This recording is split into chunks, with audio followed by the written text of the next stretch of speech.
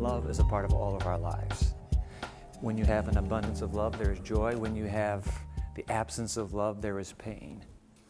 I just had the privilege of meeting Richard Warden a few moments ago. And Richard, you have a beautiful story, really an inspiring story about your experience with love. Share that with us.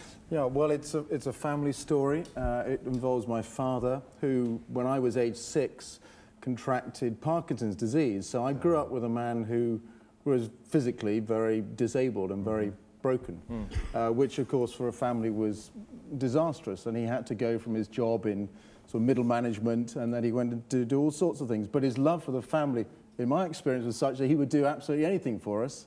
And he did, in the end, what I suppose some might call the most menial of jobs.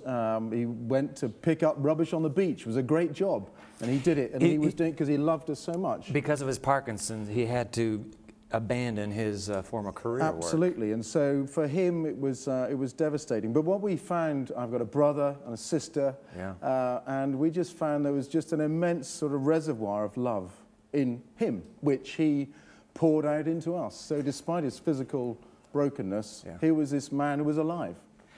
What kind of impact has that had on you, your dad's love? Obviously, it's gone into your very system. How has it changed your life? Well, I'm very lucky. I know I'm very lucky. Not everyone has it. But I think if you're loved unconditionally, you're loved not because you're successful or because of your achievement, and that was certainly my experience of it, then, well, you could accept yourself. And I think that was absolutely fundamental. If you can accept yourself, then you've got more of a chance of accepting others, accepting yourself with all your own problems and warts and all, and then accepting others. And so love really cascades down, in my experience, from, well, generation to generation and hopefully out to other people, one hopes. You know, you were very, very fortunate. You think about guys who have dads who are healthy, but who have failed to love their sons, failed to love their daughters. Well, it depends what you mean by success. I mean, you can have a lot of outward success. That's a good point. I think really my father clearly didn't have that. And in many ways, he felt a failure.